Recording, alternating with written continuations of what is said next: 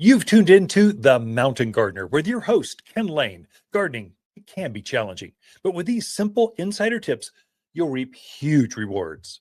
Now, let's tune into today's Mountain Gardener with Ken and Lisa. And we are back with Lisa Waters-Lain in the studio. She comes each week and just shares her garden perspectives, just a different angle. I just love gardeners, love talking to them. You get so many different ways of doing something. There's no one way to garden. There's a dozen different ways. That is true. And you're always learning. So you never quite figure it out. Or as soon as you do figure it out, they change the plant. They give you new variety, new color. Just it keeps you young is what it does. Very much so. Welcome to the studio. Thank you. Good to be here. Yeah. Yeah. So how are you? I am loving the new year. We're in the January's budget season. So how many tomatoes do we need to grow? How many fruit trees are we going to need? How many customers? What kind of marketing do we need? Who do you partner with? How many cashiers do you need Mother's Day weekend? You got to know that in January. So you hire enough. So we're coming up on hiring season. Usually we'll start putting the all call out the end of this month. February we'll start interviewing, then we're onboarding into February, March, and just takes off from there. So you gotta always be ready. So it's kind of fun. It is fun. Definitely. Small business, you never get bored because you get different hats. You could be talking to the mayor of the city about a new project, one thing, raising money for your favorite nonprofit, the next, and then talking to gardeners or in a trench, cleaning out toilets. The next, you just always have these different hats on that you wear. If you want the same consistent all the time, being a small business owner is not your thing. That is true. If you want safety, not your thing. If you want excitement, never getting bored, controlling your own destiny. If you want to make every kid's game or swim meet or band thing, become a small business owner because you'll never miss one.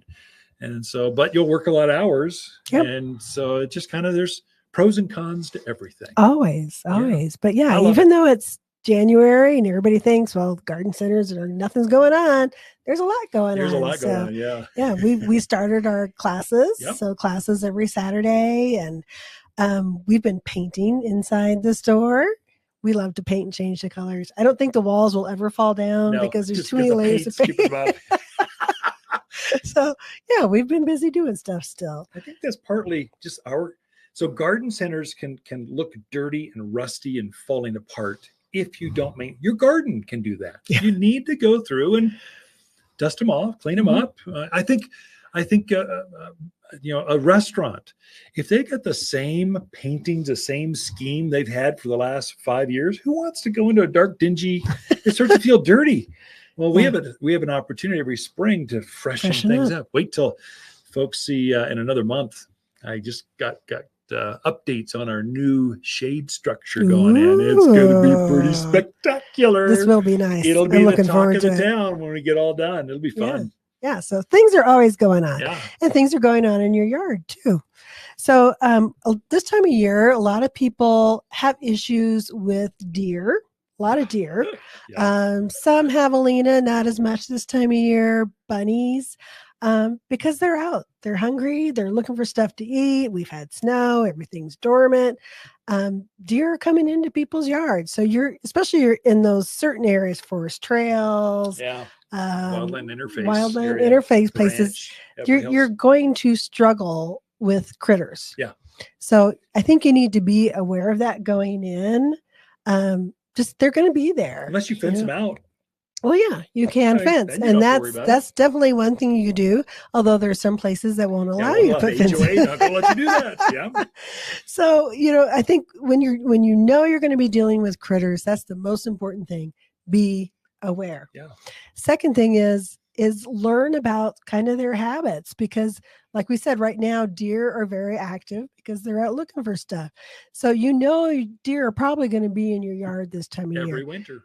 So you probably do need to protect those aspen trees that you have sitting out there, or that maple tree, or those fruit trees. So just being aware of the timing of when they're in your yard is also hugely important. You need to be aware of that. Also, think about, are you encouraging them to or come are your into neighbors feeding them next door? And that's a struggle too, because if you're, I mean, I love birds. I get it. People want to put out the bird feeders, but you want a javelina in your yard? Yeah, put a bird feeder. Or put a quail block out. Yeah. Oh my gosh. You'll have them the next day going, thank you. They'll be carrying the quail block away.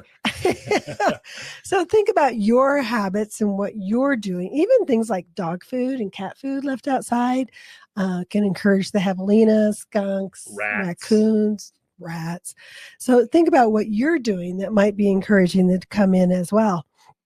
And then also said like the seasonality of things. So, just be aware that they're out there, they're going to be coming. And like you said, what do you do? If they're going to be there, what are you going to do? Shotgun. Fencing, like you said. That's a better choice. And it could be so animals are very habitual, very migratory. They're going to come into your yard almost always the same way, right? They're following a path. If you can block that path off, maybe you don't have to fence the entire yard, but you're blocking that path where they're specifically coming through. It could definitely help, could take some of that pressure off. Fencing could also be, so we recommend using bird netting around aspens and that type of thing, because the deer don't like to get their horns stuck in it. They don't like their teeth in it. So you're just wrapping that around a tree a couple of times, tying it on or stapling it on, and it can save your trees. And it's not like you always need to leave that on year round, but when the presence is heavy, you put it on out there. Yeah, easy fix, easy peasy. Mm-hmm. The other thing that they really love, and we haven't hit it yet, but is that new tender growth. That's coming. So a lot of plants that we say are resistant to animals, and 90% of the time they are, but there's that time in spring where that new growth, especially photinias, things like that, where that new growth is just so tender and they're like, I'm hungry. I'd spent a long winter. I'm going to try this no matter what. And the other one is when the fawns are out, because fawns are like stupid kids, right? They put everything in their mouth. Yeah. So they're like, okay, I'm going to try this. I'm going to try that. So you just have to be aware of that and take some precautions. The deer netting helps. The other thing that can sometimes help a lot too is just fishing line, that monofilament line, just kind of wrapping it around a few times. It just throws them off. It's a discouragement. Yeah. Sometimes the best thing you can do is just discourage them. And along with that comes repellents. So repellents are very much a discourager. They're not 100% foolproof. They're not always going to work. But you're kind of going, you don't want that shrub. Go check out my neighbor's shrub. Go eat my neighbor's plants. Mm-hmm. Don't keep moving on. Right. And usually what I tell people also is if you're planting a new plant in the yard, use a repellent around it. Oh, yeah. Because for javelinas, there's a scent of that dirt, and they're like, oh, something's been digging here. I'm going to go check that out.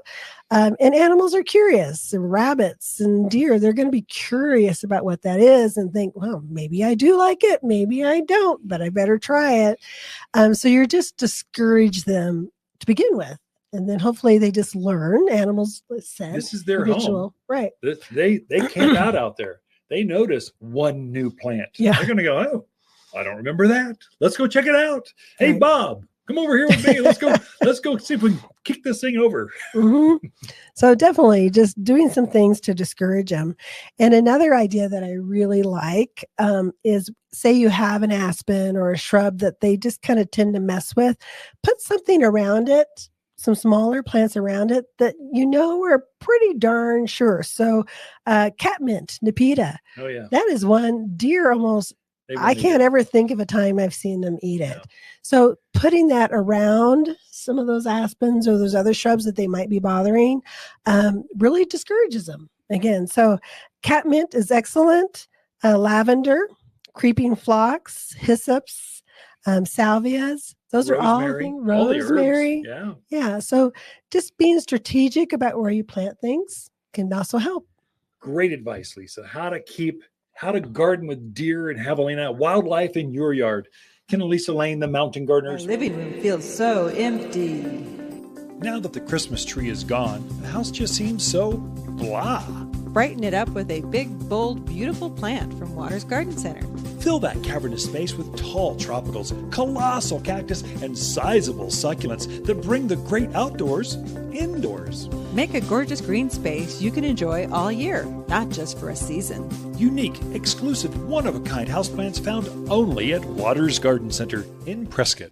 For a more fruitful garden, increase success in the landscape that just feels better, then tune in daily to the Mountain Gardener podcast. Subscribe through your favorite podcast streamer or visit watersgardencenter.com. Better yet, visit me directly right here at Waters Garden Center. Thanks for tuning in.